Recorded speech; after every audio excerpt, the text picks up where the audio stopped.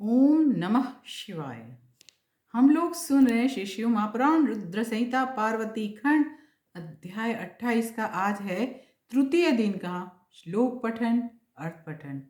यहाँ पे माँ पार्वती जो जटाधारी वृद्ध ब्राह्मण आकर जो बात करे उसके लिए वो बात सुनकर क्रोधित हो चुकी है।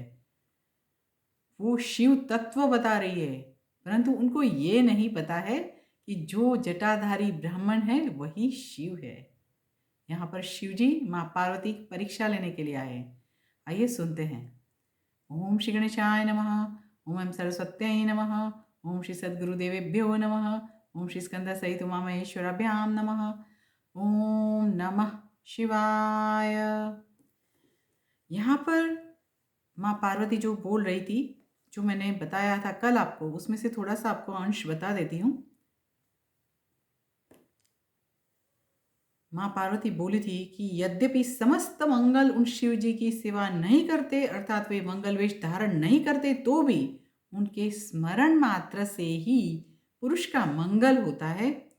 जिनकी पूजा के प्रभाव से निरंतर समस्त कामनाएं पूर्ण हो जाती है, उन निर्विकार शंकर में विकार कहाँ से हो सकता है?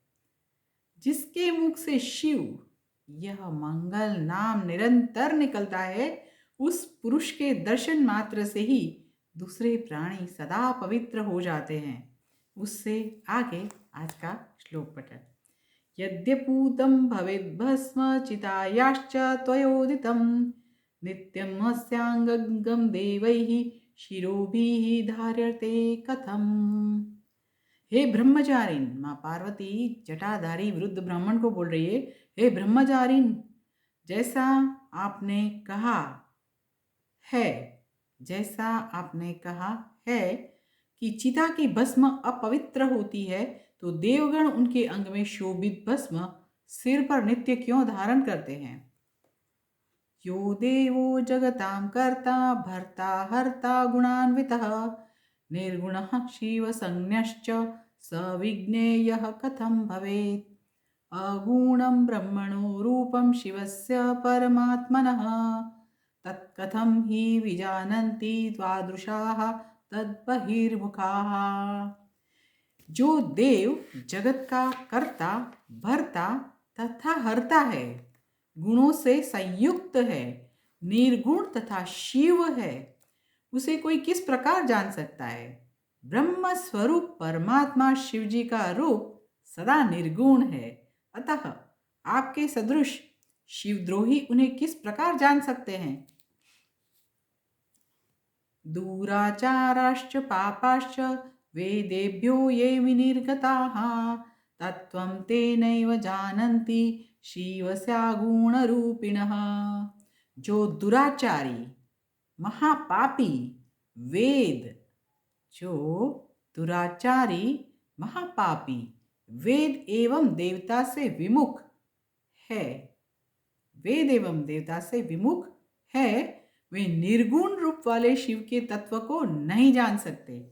सोचिए, मैंने आज के ही वीडियो में भगवत गीता 16 अध्याय का जो द्वितीय तृतीय चतुर्थ, कल मैंने प्रथम द्वितीय तृतीय श्लोक बताया था, चतुर्थ श्लोक बताया था, उसमें भी कुछ ऐसी ही बात थी कि वहां पे श्री कृष्ण भगवान अर्जुन को कहते हैं, वो बात कर रहे हैं देवी और आसुरी तत्वों का, देवी और आसुरी प्रवृत्तियों का, देवी और आसुरी स्वभाव का।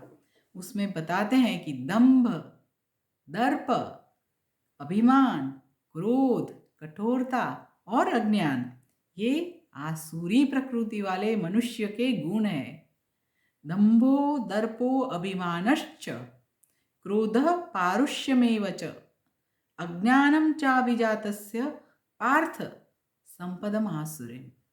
और वही बात माँ पार्वती यहाँ पे जटाधारी ब्राह्मण, जो कि उनको नहीं पता है वो ही शिव है, महादेव है, उनको बता रही है कि जो दुराचारी महापापी वेद एवं देवता से विमुख है, वे निर्गुण रूप वाले शिव के तत्व को नहीं जान सकते हैं। यानी आसुरी प्रकृति वाले मनुष्य शिव तत्व या कृष्ण तत्व को नहीं जान सकते हैं। चलिए इससे आगे का श्लोक सुनते हैं। शिवनिन्दां करोतीह तत्त्वमज्ञाय यः पुमान् आजन्म सञ्चितं पुण्यं भस्मीभवति तस्य तत् त्वया निन्दा कृता यात्र हरस्यामि तेजसः त्वत्पूजा च कृता यन्मे तस्मात् पापं भजाम्यहम्। शिवविद्वेषिणं दृष्ट्वा सचैलं स्नानमाचरेत् शिवविद्वेषिणं दृष्ट्वा प्रायश्चितं समाचरेत्। माँ बोल रही है, जो पुरुष तत्व को ना जानकर शिव की निंदा करता है उसका जन्म पर्यंत संचित किया गया पुण्य भस्म हो जाता है। जो भी मनुष्य शिव निंदा करता है उसका संपूर्ण पुण्य भस्म हो जाता है, नष्ट हो जाता है। आपने इस समय जो महातेजस्वी शिव की निंदा की है और मैंने जो आपकी पूजा की है, इसका पाप मुझे भी लग गया है, क्योंकि वो जटाधारी ब्राह्मण ने शिव जी के लिए कुछ अनिच्छनीय शब्द बोले और उनकी पूजा, उनकी सेवा माँ पार्वती ने की थी। जब उन्होंने खराब बोला तो उसका पाप माँ पार्वती को भी लगा, क्योंकि पार्वती ने ऐसे मनुष्य की पूजा की, ऐसे व्यक्ति की, ऐसे साधु की पूजा की जो कि शिव जी की निंदा कर रहे हैं। तो यहाँ पे उन्होंने बताया कि इस समय जो महातेजस्वी शिव की निंदा की है और मैंने जो आपकी पूजा की है, इसका पाप मुझे भी लग गया है। शिव जी की निंदा करने वाले को देख कर, याद रखिए ये बात, लिख कर रखिए, शिव पुराण में बताई गई बात मैं बोल रही हूँ। शिव जी की निंदा करने वाले को देखकर वस्त्रों सहित स्नान करना चाहिए, वस्त्रों सहित स्नान करना चाहिए, और शिवद्रोही को देखते ही प्रायश्चित भी करना चाहिए। अगर हम लोग कोई भी शिवद्रोही को देख लेते हैं तो हमारे मन में हमको प्रायश्चित करना चाहिए, क्योंकि हमको भी वही पाप लगता है। इससे आगे श्लोक सुनते हैं। रे रे दुष्ट त्वया चोक्तम अहम जानामि शंकरम निश्चयेन न विज्ञातः शिव एव सनातनः।